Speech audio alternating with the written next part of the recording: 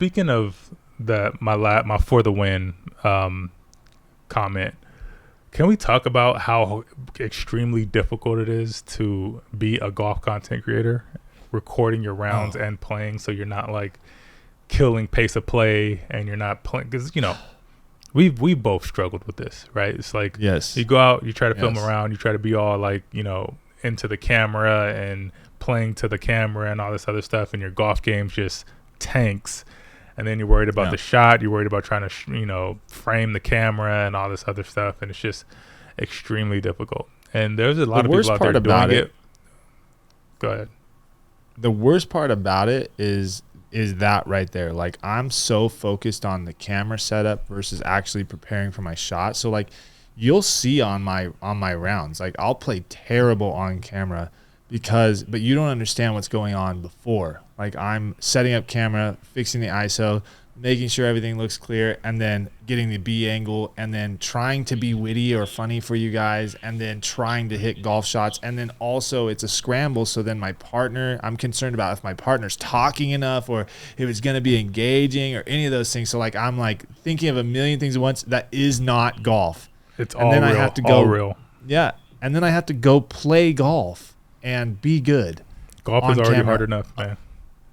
Otherwise, I get ridiculed, You're just making it 10 times harder when you're doing all that extra stuff. And then, not to mention, when you pull up, let's say maybe you're playing solo, or maybe it's you're in a twosome, whatever, and you pull up to the first tee and you pull out a camera, and the strangers that you just met sees you pull out a camera, and they're just, thinking all this, because you don't want to be that guy that's like, pulling a camera out and recording everything, and then you get up and just duff your first shot, and everybody's looking at you like, ain't no way you're recording and you're going to be playing like that. There's no way, bro. Yeah. Shout out Duffer's Diary. The workaround for me, because I can't record myself.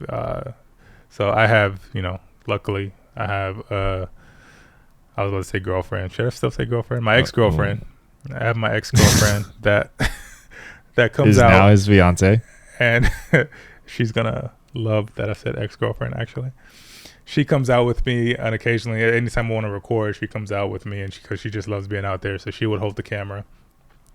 And a lot of people ask me, it's like, oh, your girlfriend holds the camera for you. She must be, my girl. I couldn't get my girlfriend to do that because she knows nothing about the camera.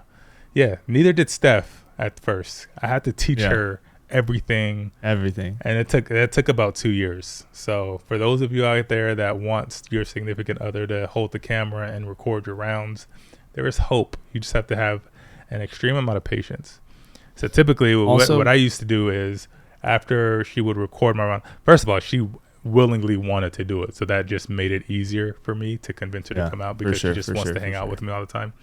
But after the rounds, she would sit down next to me and we would review her footage, right? So she would want feedback, and she was like, oh, just let me know what I can do better, and blah blah blah blah. So for me, love that, because also I am, if you guys didn't know, I am a full-time content filmmaker, I guess you can say, content creator, filmmaker. I work for various companies. I ran my own production business for a really long time. So I have a ton of professional equipment, cameras, microphones, the whole nine. So like I said, anytime we would finish a round, she would sit next to me. We would just look at the footage, and I would just tell her, I was like, okay, on this situation, I need you to angle the camera this way, make sure it's really steady.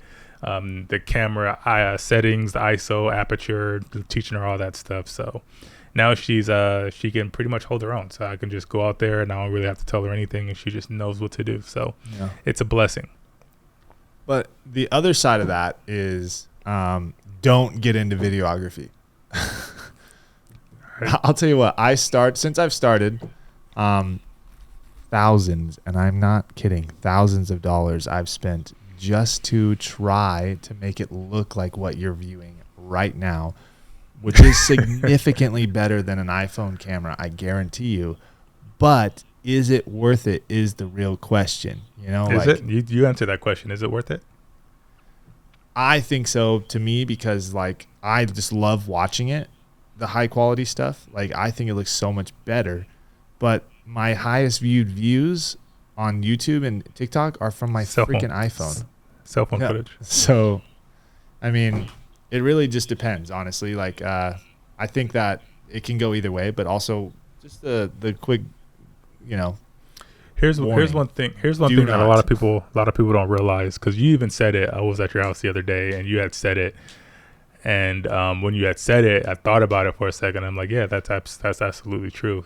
So when you're getting into like trying to up your production value and you up your game, because you can, if you go out shooting with your cell phone, you can do that to start off, and there's absolutely nothing wrong with that. But when you start leveling up your production, if you start feeling that little burnout, it will rejuvenate you to want to post more and use the camera more and go out and shoot more cool stuff, because the quality is looking a lot better. It makes you feel good about what you're doing, and you're putting out really quality stuff. So if you guys are out there that are like struggling to, be into it, or just, find that motivation to go out and want to create content with your phone, upgrading to something a little more of a professional setup might benefit you, or at least might get you excited to want to go out and shoot again. So, and I don't know, I haven't done enough research. Like I'm Sony all the way now, because I'm just basically tagging along Quay's coattails, and he's Sony all the way. So everything I own is Sony. Sony ganger, don't bang. But I don't know if there is a like camera that is like a beginner, cheap, not break the bank Sony camera, other than like the A6000, which I don't know. I think there's a 6400 too. 6400, 6700. Yeah, so I don't know. Yeah, FX30 still breaks the bank. That's not a. That's that's $3,000. I got an FX30. The ZV10. Huh? ZVE10. Oh, that's right. Okay, yeah. So they do have some like beginner, filmmaking cameras like that. But their cinema line cameras are just like, I mean, look at what you're looking at right now. The cinema line cameras are just top notch. You can't beat these. Like, they're so crisp and clean and pretty. And it also comes down, what I've learned is from Quay is you can have an amazing camera and a trash lens, and you have a trash video. You need to have an amazing camera and a solid lens to have a solid, crisp thing, which then in turn means that it is expensive. It's more about your lens and your camera and a lot of retrospects, because you can have a really good camera and a really good lens, and your film still looks like trash because you don't know what you're doing. And because, lighting is a big thing, which Kyle was learning about a week ago when he was setting up his studio. But now he has decent lighting. We still need to up his lighting game a little bit so it can look like this rather than that. But that is significantly better than what he had before. So he's getting there. You should have seen you should have seen the teaser one. You should have seen. Oh my God, we might just put some clips up of that so you can see what his setup looked like prior to what it is looking like right now. He was in a rocking chair, which was weird. I know it's weird vibes. Get out! You can't keep knocking the rocking chair. Just weird vibes. He had shadows everywhere. It looked like he was about to tell some ghost stories. It was awkward. I was gonna tell some ghost stories. Yeah.